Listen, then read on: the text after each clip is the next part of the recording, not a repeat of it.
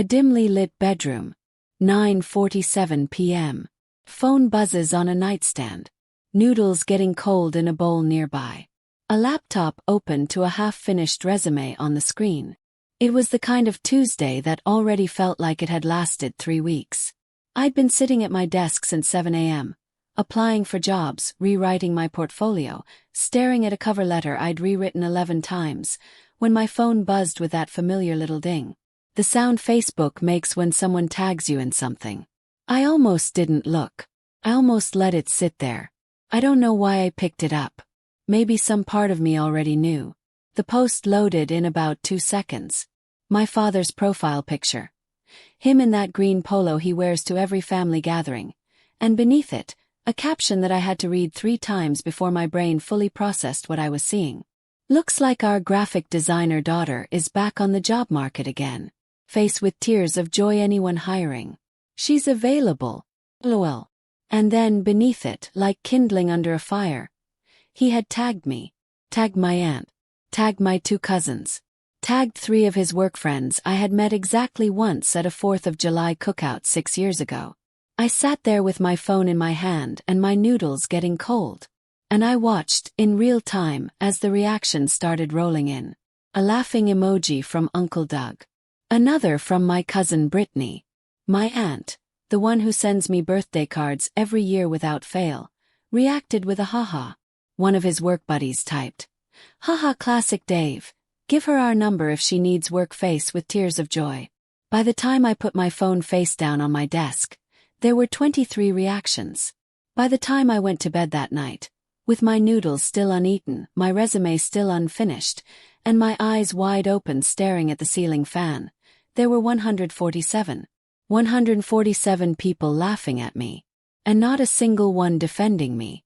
I want you to stay with me through this story, because it is not a story about anger. It is not a story about confrontation. It is not even a story about my father, not really. It is a story about what happens when you choose silence over screaming. When you choose to build instead of burn. When you decide, in the most painful, most humiliating, most lonely moment of your life, that your answer to people who count you out is not words. It is results. This is what happened in those 12 days. Every single one.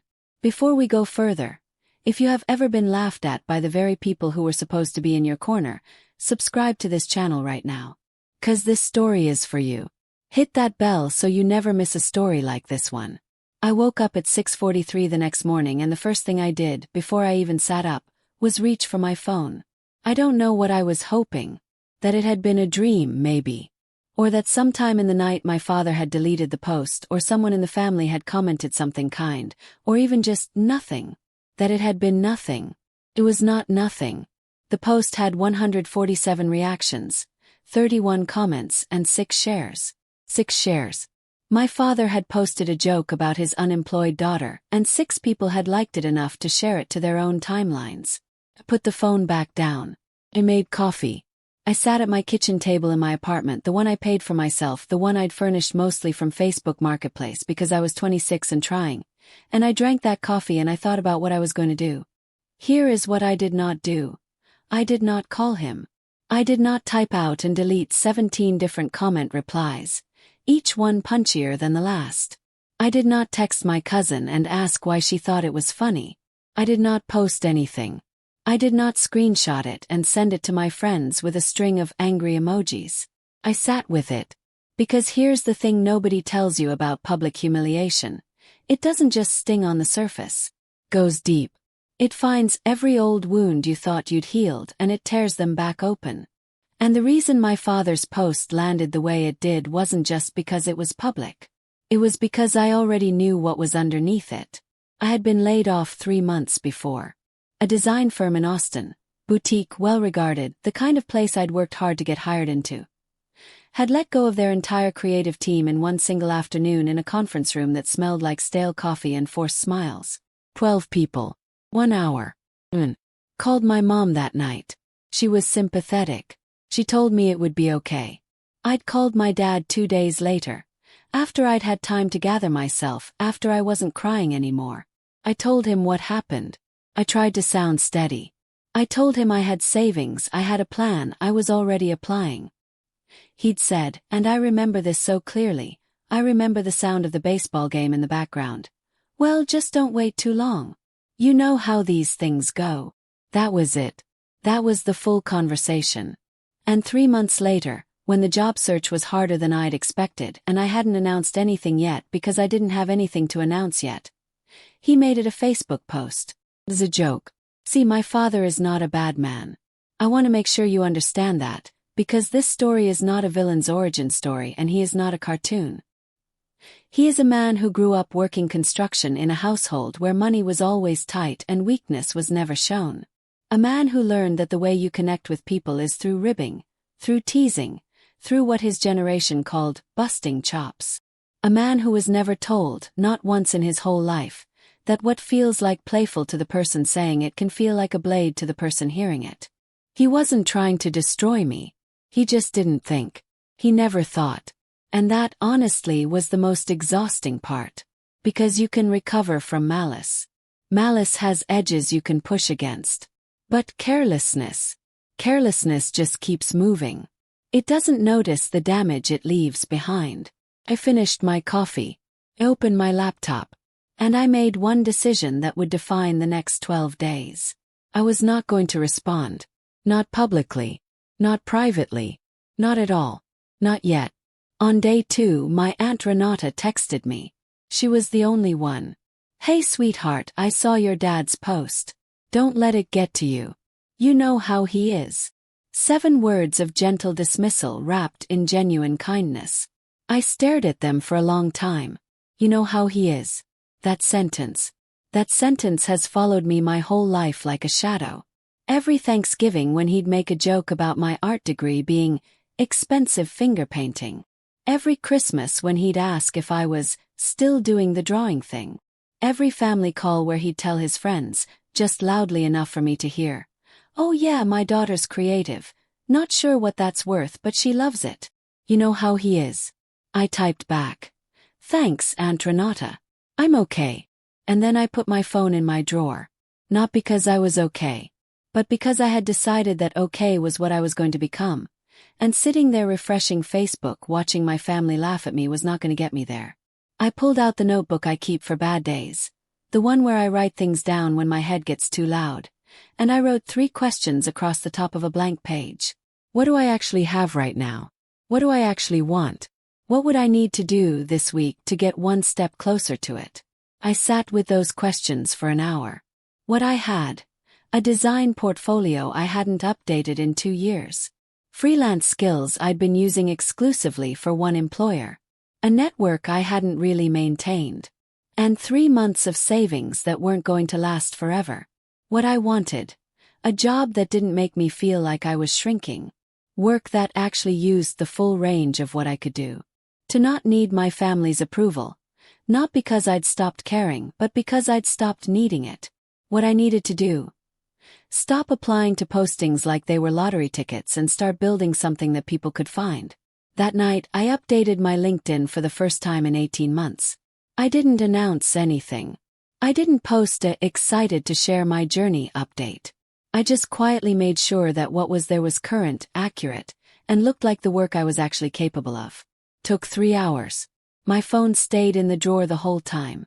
On day 3, my dad called. I watched his name light up my screen and I let it go to voicemail. He didn't leave one. He never leaves voicemails. That's always been his move. Call, hang up, wait for you to call back. It's a power move dressed up as a phone call. I'd spent years falling for it. Years immediately calling back to make sure he was okay. Years of bending myself to fit a dynamic I didn't choose. Not this time. I made cereal. I sat by the window. I watched the neighbor's dog investigate a squirrel with a seriousness that felt weirdly therapeutic. And I thought about what the next 9 days needed to look like. Because here's what I knew, sitting there with my frosted mini wheats getting soggy in the bowl. The moment I reacted, the moment I typed a comment, made a call, sent a text, posted anything, I would become the reaction. I would be the angry daughter who can't take a joke. I would be defensive. I would be fragile. I would hand my father the narrative of this whole situation, and he would carry it to every family dinner for the next decade. Oh, she's still upset about that Facebook thing. You know how sensitive she is. Well, I was not going to react. I was going to respond. There is a difference. And the difference is time. I opened a fresh browser tab. I started researching UX design contract rates. I pulled up 3 platforms I'd never seriously used. I found a freelance job board I didn't know existed. I bookmarked a portfolio template I'd seen posted in a design community I lurked in but never posted to. And then I did something that took every ounce of nerve I had left. I posted in that community for the first time. Just an introduction. Just, "Hey, I'm Maya. Graphic designer with 6 years of experience, recently available, specializing in brand identity and UX. Would love to connect with other creatives here."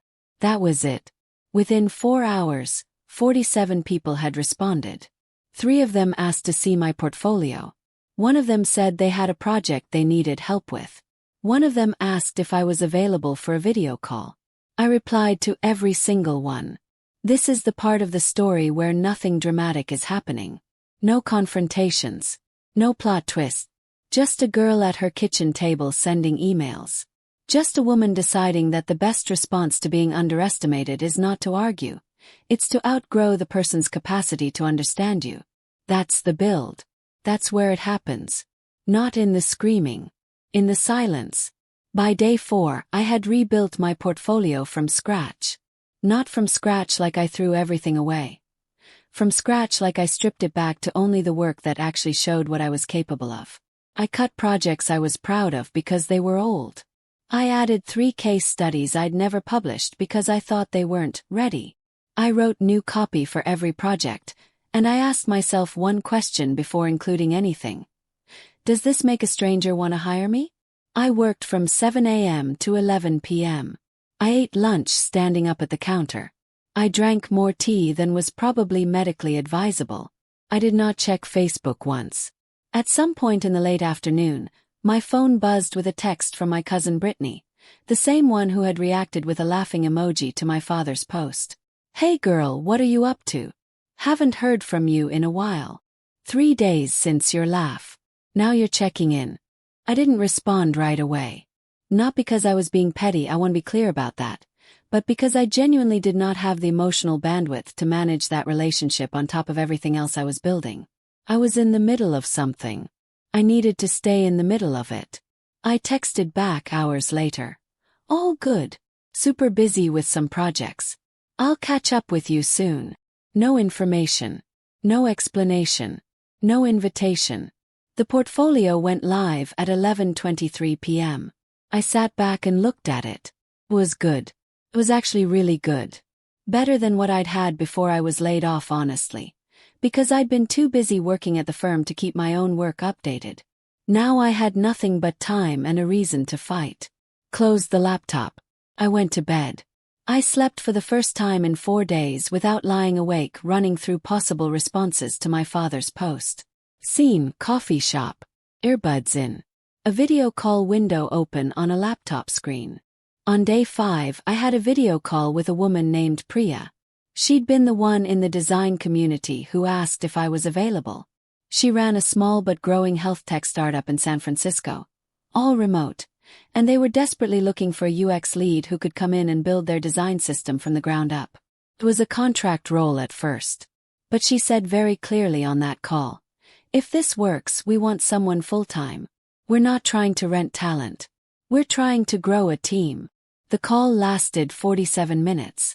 She asked me to talk through my process on 2 projects from my portfolio. She asked how I handled feedback. She asked what I did when a stakeholder wanted something I thought was a design mistake. I answered every question like I had nothing to lose. Because I didn't. I had already been publicly humiliated by my own father. What was a hard interview question going to do to me? At the end of the call, Priya said, "I'm going to talk to the team tonight. I'll be in touch by Friday." It was Wednesday. Thanked her. Closed the laptop. I sat in the coffee shop for a few minutes after the call ended, just breathing. I did not call anyone. I did not text anyone. I did not post. Big things coming eyes. I ordered another coffee. I went home and started working on the next thing. Day 6 was the day I started building the thing I'd been putting off for 3 years. Brand. Not a company, not yet. But the architecture of one. A freelance design studio, small and intentional, with a name I'd been carrying in the back of my mind since my 2nd year working in design. I'd always told myself I wasn't ready, that I needed more experience, that the market was too saturated, that I'd start when things were more stable. But here's what 3 months of job searching had taught me. Stability doesn't arrive. You build it. I sat on my living room floor with papers spread out everywhere and I designed the logo. I designed the brand identity. I chose the colors, warm ivory and deep forest green, because I wanted it to feel like something that had been there forever, like something trustworthy. I wrote the mission statement. I designed the homepage wireframe. I did not launch any of it yet. It wasn't time. But I needed to have it ready. I needed to know that whatever happened, with the job, with the family, with all of it, I had something that was mine. That nobody could post about. That nobody could make into a punchline. Something that existed because I had built it with my own 2 hands. In the silence of an apartment that cost money I wasn't sure how much longer I had. That evening my father posted again. I found out because my Aunt Renata texted me. Did you see what your father posted? I opened the app, the first time I'd opened it in 6 days, and there it was. A photo of a blank resume template with a little clip art magnifying glass on it, and the caption, "Teaching the young ones how to job hunt. Face with tears of joy, anybody have tips?" Asking for my daughter, face with tears of joy, face with tears of joy. 11 comments. Fewer laughing emojis than the first one. Uncle Doug hadn't reacted this time. A work friend had commented, "Haha Dave, maybe just let her figure it out, man." Just one comment. Just one. But it was there. I stared at the screen for a long time. And then I closed the app, put my phone down and went back to my whiteboard. 'Cause I was not done building yet. Let me tell you something that took me a long time to understand. When someone keeps making the same joke, when they go back to that well again and again, it isn't because the joke is still funny to them. It's because they're not getting the reaction they expect. My father was used to me reacting, defending, explaining, getting hurt visibly, apologizing for things I hadn't done wrong, trying to smooth things over. My silence was disorienting to him. He didn't know what to do with it. So he made another joke. Not because he wanted to wound me again, but because he was reaching for the familiar. He was trying to restore a dynamic that no longer existed, because I'd already started walking away from it. He just didn't know it yet. Clean home desk. Bright morning light. Email notification on screen. On the morning of day 7, I had an email from Priya. Subject line: following up from our call. My heart did the thing it does. That awful clenching skip. I opened it with the kind of carefulness you give something fragile. "Hi Maya, we loved chatting with you. The team is aligned. We'd like to move forward with a formal offer for the UX lead contract role, with the intention to convert to full-time after 90 days pending performance. Compensation for the contract period would be $85 per hour. Full-time would come in at $92,000 annually plus equity options. I'd love to connect tomorrow to walk through the details. Let me know if 10 a.m. Pacific Standard Time works for you." I read that email 4 times. Then I got up from my desk. I walked to my kitchen. I poured a glass of water. I stood at the counter and drank it slowly. And I thought, he posted that on a Tuesday. It is now the following Tuesday. 7 days later. Nobody knew. Nobody. Not my mom, not Aunt Renata, not any of my friends, knew that while my father was tagging me in resume templates and collecting laughing emojis, I had rebuilt my portfolio, connected with a community of designers, had a 47-minute call with a San Francisco startup founder, and just received a job offer worth $92,000 a year. Nobody knew. And I wasn't going to tell them yet. Not until day 12. I replied to Priya's email. 10 a.m. works perfectly. Looking forward to it. Then I went for a walk. The first real walk I'd taken in a week. The kind where you don't listen to anything. No podcast, no music. Just your own footsteps and the particular way the world smells in the hour before noon. And I thought about my father. Not with anger. I want to be clear about that. By day 7, the anger had mostly burned itself out. What was underneath it was something quieter and in some ways harder to sit with. Grief. Grief that the person who was supposed to be your first and loudest champion had become the person you most needed to prove wrong. But even that grief was starting to shift into something else. Something that didn't have a clean word for it. Kind of steady, quiet knowing. I knew what I was building. I knew what was coming. And I knew that in 5 days, the whole landscape was going to look completely different. I just had to wait 5 more days. Seen the family group chat. Phone in hand. Several unread messages. Something started shifting around days 8 and 9. And it wasn't anything I did. My phone had stayed quiet from the immediate family. No calls from my dad. No follow-up texts from my mom asking if everything was okay. The cousins had gone quiet. Even the group chat, the one we use for birthday announcements and forwarded prayer chain texts, had been quieter than usual. I noticed it the way you notice weather changing before a storm. Certain stillness. Certain absence. My best friend Jasmine called on day 8. Jasmine is the kind of friend who does not do small talk. She called and said, "Okay. I saw the post. Are you okay? And I need you to actually answer that and not just say yes." I laughed. It was the first time I had laughed in 8 days. "I'm more than okay," I told her. "I can't explain everything yet. But in 4 days I promise you I'm going to show you something." There was a pause. "Maya, what did you do?" "Nothing yet. That's the whole point." She didn't push me. That's why she's my best friend. What I didn't tell her, what I hadn't told anyone, was that the call with Priya on day 8 had gone exactly the way I'd hoped. The offer was real. The timeline was real. I'd have paperwork in my inbox within 48 hours. And in the background, quietly, the freelance studio brand I'd been building was almost ready. Not just a logo and a mission statement anymore. Functioning website. Services page. A rate card. Contact form. Everything I needed to be operational. I hadn't launched it yet. I wasn't going to launch it until I was ready to launch everything at once. On day 9, something small but significant happened. My cousin, not Brittany, my other cousin Elena, the quieter one, reacted to an old photo of mine on Instagram. Not a comment, just a like. But it was a photo I'd posted 6 months ago of a design project I was proud of. A branding concept for a small restaurant. She'd never engaged with my work before. Not once. Filed it away. Then I noticed that Brittany, the laughing emoji cousin, had stopped liking my father's posts. His most recent one, the second resume joke, had her name absent from the reactions. Whether she'd thought about it or whether it was just algorithm drift, I didn't know. But the dynamic was changing. Silence does that. Most people are not used to not getting a reaction. We live in a reaction economy. We are so trained to expect engagement, response, acknowledgement, that when someone simply doesn't engage, it creates a vacuum. And people will fill that vacuum with their own projections. Some of them project, "She's devastated. She's hiding. She's broken."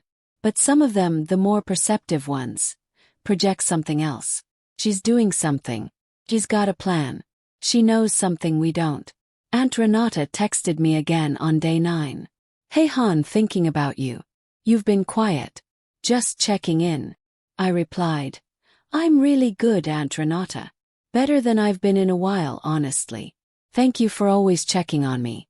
I'll talk to you soon." That was it. Nothing more. But I meant every word. By day 10, 3 things were true. The offer letter from Priya's company was signed and sitting in my sent folder. I had a start date 2 weeks out. The paperwork was done. The salary was real. The equity was real. The remote setup stipend, which I hadn't even known to ask for but which had been included in the offer, was real. My freelance studio website was live. Not announced. Not indexed. Not shared anywhere. But live, sitting at its domain, fully functional, fully designed, fully priced, with a portfolio that linked directly to my best work and a contact form that was already getting 1 or 2 organic hits from people who'd found me through the design community post I'd made on day 3. And I had moved into my new apartment deposit. That last one I need to explain. The apartment I'd been in, the one I'd furnished from Facebook Marketplace and paid for myself, the one my father's joke had floated over like it was a symbol of failure, was a one-bedroom I'd been in for 3 years. Good price but small. No dedicated workspace. On day 10, I put down a deposit on a 2-bedroom unit in the same complex, specifically so I'd have a home office. 'Cause I was going to need one. Because I was starting a new job in 2 weeks. Because I was running a freelance studio on the side. Because I was no longer the version of myself that my father had posted about. I wasn't even transitioning out of her anymore. She was already gone. On day 11, my father posted again. This time it wasn't about me. It was a photo of his truck and some caption about the game. Just the game. Just the truck. Just regular Dave stuff. No tags. No jokes about his daughter. No resume memes. I don't know what changed his mind. Maybe someone said something to him offline. Maybe my silence finally registered. Maybe he just moved on to the next thing the way careless people always do. But I noticed. And somewhere underneath the 12 days long quiet of my apartment, I felt something I hadn't expected to feel. Not triumph. Not satisfaction. Just relief. Relief that he was my father again, and not a wound. Relief that by the time I made my next move, there wouldn't be anything he needed to defend or walk back, because the story would simply be bigger than the joke. The joke would just not matter anymore. One more day. I had planned day 12 for days. Not vindicatively, I want to keep being clear about that because the way you frame something is the thing you become. I had planned it the way you plan anything worth planning. Thoughtfully, intentionally, without rushing. I woke up at 7 a.m. I made coffee, real coffee, the good kind from the bag I'd been saving because I was rationing things while unemployed, and now I wasn't, so I opened it. I sat at my desk. I had 3 things to post. In a specific order. On specific platforms. First, LinkedIn. I opened the post box and I typed. Not a speech. Not a manifesto. Not a subtweet dressed up as professional development. Just this. Grateful doesn't really cover it. After an unexpected change in my career path 3 months ago, I'm excited to share that I'm joining Startup Name as their UX lead, building a design system from the ground up for a product I genuinely believe in. Remote, full of possibility, and exactly the challenge I needed. Also officially launching my freelance design studio, Meridian Studio, for small businesses and startups looking for thoughtful brand and UX work. Link in bio. Here's to building things that matter. That was it. No drama. No dig. No subtext for anyone who hadn't been living inside these 12 days. Just honest, warm, factual. I attached a photo, the logo I'd designed for Meridian Studio, clean and quiet and exactly what I'd envisioned. Click post. Then I went to make breakfast. Within 45 minutes, the LinkedIn post had 200 reactions. Within 2 hours, 847. By the end of the day, 4,200 reactions, 300 comments, 89 shares and 6 additional freelance inquiries in my inbox. Priya commented. So proud to have you on the team. This is just the beginning. My design community, the one I'd introduced myself to on day 3, went absolutely wild in the replies. People I'd never spoken to tagging their networks, sharing the Meridian Studio link, asking how they could support. A woman I'd admired from a distance for 2 years in the design world, someone I'd never had the nerve to reach out to, commented. Love this. Following your studio immediately. Rooting for you. And then, around lunchtime, my phone rang. It was my Aunt Renata. She was crying a little, or close to it. Her voice had that thickness it gets. Maya, I just saw your LinkedIn. I'm so proud of you.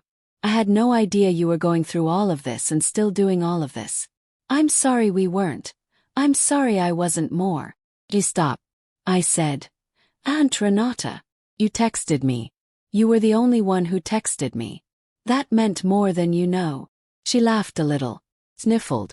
You have to come for dinner this weekend. Please. I will, I said. And I meant it. Later that afternoon, Brittany texted. Girl. Meridian Studio? I need this for my small business. Can we talk? I responded kindly. I always respond kindly. Not because people deserve it necessarily, but because I want to be the kind of person who does. Of course. I'll send you the rate card. By 6 p.m., the post had been shared into 3 different Facebook groups by people I didn't know, which meant there was a real possibility my father had seen it. I thought about that for a while. Not with malice. Just with a kind of clear-eyed awareness of what the moment meant. He had made me a punchline. And I had just, quietly, without a single word directed at him, made the punchline irrelevant. Not by arguing with the joke. By becoming someone the joke couldn't stick to anymore. My father called at 7:43 p.m. This time he left a voicemail. I played it once, standing in my kitchen, leaning against the counter with my arms crossed. Not defensively, just holding myself. The way you do when you're preparing for something. His voice sounded different than usual. Less volume. Less certainty. That particular quality of a man who isn't sure of the footing he's standing on. Hey, it's Dad. I saw your post. That thing about the job. A studio. Looks like, yeah. Sounds like things are really coming together for you. That's good. That's really good, kiddo. Anyway, just give me a call when you get a chance. Alright. Love you. Blick. I listened to it twice more. And here is the thing I want to tell you. The thing I didn't expect to feel after everything. It wasn't satisfaction. It wasn't vindication. It wasn't I told you so radiating through my chest like I thought it would. It was something gentler. It was. He doesn't know how to say he's sorry. But he's trying to say something. My father is 58 years old. He has never in my memory said the words, I was wrong. Not to me, not to my mom, not to anyone. That's not who he was built to be. It's not an excuse, it's a fact. And facts don't require permission to exist. He left a voicemail. He said love you. He didn't know how to do more than that. I called him back 20 minutes later. He answered on the second ring, which, if you knew my father, told you everything about what that call meant to him. Hey, he said. Hey, Dad. Beep. So this job, he said. That's a real company. In San Francisco. Remote. But yes, San Francisco based. And the studio thing. That's yours. You're running that yourself. Yeah. I've been building it for a couple weeks. Another beat. Longer. I didn't know you were. I mean, when you called and told me about the layoff, I didn't realize you were. I thought you were just, you know. I know, Dad. He cleared his throat. Well, looks you did good, kid. You did really good. That was it. That was the whole apology. It was 4 words. You did good, kid. Wrapped up in a fumbling, halting conversation full of pauses and throat clearing and the sound of the baseball game still going in the background. 4 words from a man who has never known how to give me more than that. I held the phone. I looked out my apartment window at the city going amber in the last of the evening light. And I said, thanks, Dad. That means a lot. And I meant it. Because here's what I've learned. Not just in these 12 days, but in all the years that built up to them. The people who are hardest to love are not always the ones who love you the least. Sometimes they are the ones who love you in the only language they were ever taught, in a dialect you've spent your whole life trying to learn to translate. My father's language is ribbing and teasing and sideways affirmations that don't look like affirmations unless you squint at them just right. He was never going to be the father who said I believe in you. That's just not in his vocabulary. But you did good, kid. In his language. In his language, that's the whole thing. That's everything. We talk a lot about winning publicly. About the post that goes viral, the number that proves the point, the moment where everyone can see who was right and who was wrong. But I want to tell you the truth about those 12 days, now that I've been on the other side of them. The wins that matter didn't happen in public. They happened at 11 p.m. on day 4 when my portfolio went live and I sat back and looked at it and thought, this is actually good. Not because anyone was watching, just because it was. They happened in a coffee shop on day 5 when I answered Priya's hardest interview question not by giving the perfect answer but by just telling the truth. And the truth turned out to be enough. They happened on the living room floor on day 6 with papers spread everywhere, and a brand I'd been too scared to build for 3 years finally taking shape under my hands. They happened in the quiet of day 8 when I signed an offer letter and didn't tell a single person because I wanted to hold it, just for a few days, as mine. The public post on day 12. That was beautiful. I won't pretend it wasn't. The 4,000 reactions and the comments and the 6 freelance inquiries. I'm not going to stand here and tell you that didn't feel like something, because it absolutely did. But the thing that changed wasn't my LinkedIn metrics. The thing that changed was me. I stopped needing the joke to be addressed. I stopped needing my father to take it back. I stopped needing the family group chat to acknowledge what had happened. Not because I stopped caring, but because I stopped making their response the condition of my own movement forward. That's the real shift. That's the 12-day story underneath the 12-day story. And if you are sitting somewhere right now with your own version of a Tuesday night notification, your own joke, your own public humiliation, your own person who counted you out, I want to tell you something. Don't respond. Not yet. Not until you have something worth responding with. Not words. Not explanations. Not a defense of yourself. Results. Build the thing. Take the call. Rebuild the portfolio. Send the email you've been putting off for 6 months. Learn the skill. Launch the brand. Make the move you've been saying you'll make when things are more stable. Things won't get stable. You'll get capable. And capable is better. 12 days. That's all I had. 12 days of being silent, being focused, and being committed to something bigger than being right. He thought the joke was the ending. He didn't know it was the beginning. My name is Maya. I run Meridian Studio. I design things that matter for people who are building something real. And my father made me a joke on Facebook. It was the best thing that ever happened to me. Not because it didn't hurt. Did. God, it did. But because it showed me exactly how much strength I had sitting untouched, right there inside me, just waiting for a reason to come out. And every time you're underestimated, every time someone counts you out, laughs at you, posts something they thought would make you small, remember, they didn't shrink you. They just gave you a reason. If this story spoke to you, hit that like button. It helps more people find stories like this one. Subscribe so you never miss a new story. And tell me in the comments. Have you ever had a moment where someone underestimated you and you chose to build instead of break? I want to hear your story. I'll be reading every single comment.